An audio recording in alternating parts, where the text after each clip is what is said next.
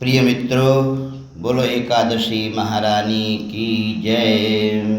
आषाढ़ मास के शुक्ल पक्ष की एकादशी देवशयनी एकादशी है। उसके विषय में आप सभी लोगों के लिए कथा पूर्ण रूप से सुनाएंगे।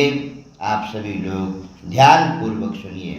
धर्मराज युधिष्ठिर बोले कि हे भगवान, आषाढ़ मास के शुक्ल पक्ष की एकादशी का क्या नाम है और उस दिन कौन से देवता की पूजा होती है तथा उसकी विधि क्या है, सो सब विस्तार पूर्वक कहिए।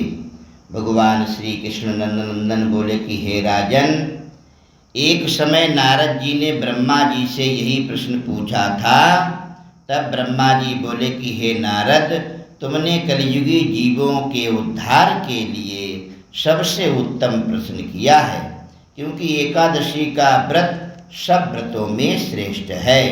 इसके व्रत से समस्त पाप नष्ट हो जाते हैं।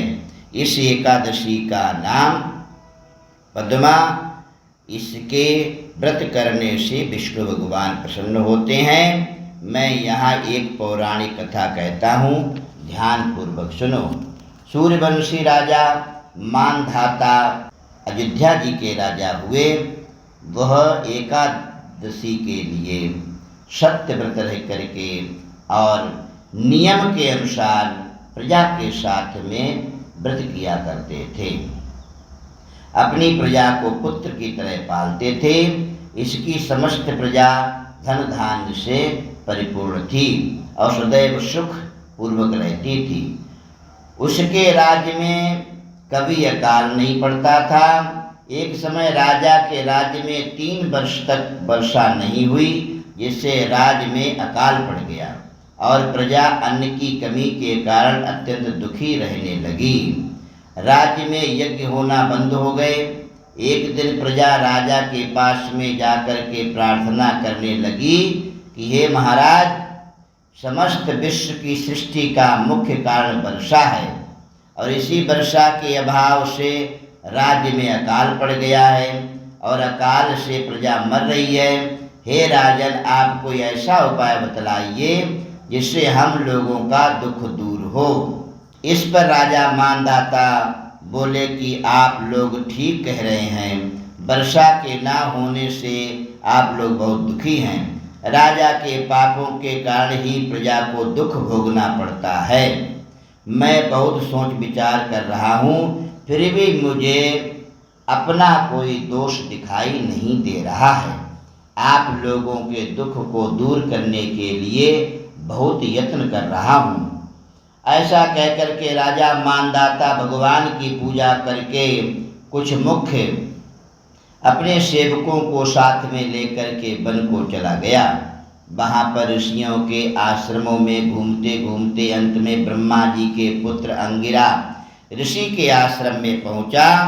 उस स्थान पर राजा ने रथ को खड़ा कर दिया, नीचे उतरा, आश्रम में आया। वहाँ मुनि अभी नित्य कर्म से निवृत्त हुए थे। संध्योपासन पूजा पाठ से राजा ने उनके सन्मुख प्रणाम किया और मुनि ने उनको आशीर्वाद दिया। फिर राजा से बोले कि हे राजन, आप कुशल पूर्वक से तो हैं तथा आपकी प्रजा तो कुशल पूर्वक होगी। आप इस स्थान पर कैसे पधारे हैं, सो कहिए। राजा बोले कि हे महर्षि, मेरे राज्य में 3 वर्षों से वर्षा नहीं हो रही है। इससे अकाल पड़ गया और प्रजा दुख भोग रही है।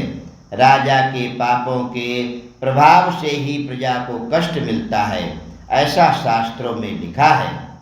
मैं धर्मानुसार राज करता हूँ, फिर यह अकाल कैसे पड़ गया, इसका मुझे अभी तक पता नहीं लग सका।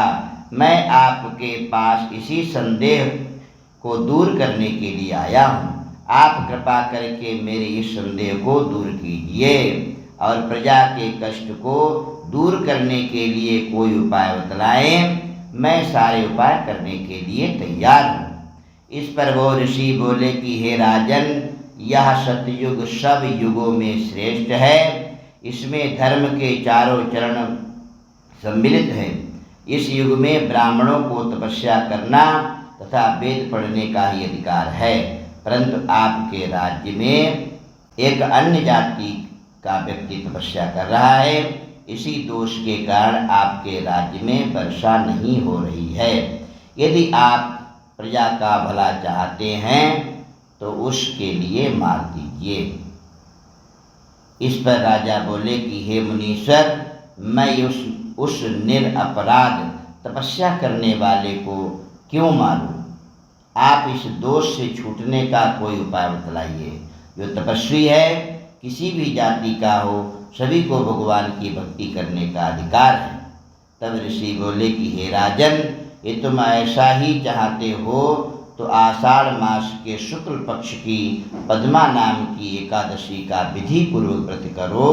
इस व्रत के प्रभाव से तुम्हारे राज्य में वर्षा होगी और प्रजा सुख समृद्धि के लिए प्राप्त होगी। और उपद्रवों को शांत करने वाला यह एकादशी का व्रत है। मुनि के इन वचनों को सुन करके राजा अपने नगर को वापस आया। विधि पूर्वक इस पद्मा हरिशयनी एकादशी का व्रत किया। उस व्रत के प्रभाव से राजा के राज्य में वर्षा हुई, मनुष्यों को सुख समृद्धि की प्राप्ति हुई। इस एकादशी को देवशयनी एकादशी कहते हैं। अतः मोक्ष की इच्छा करने वाले मनुष्यों को एकादशी का व्रत अवश्य करना चाहिए। चातुर्मास व्रत भी इसी एकादशी के व्रत से शुरू हो जाता है।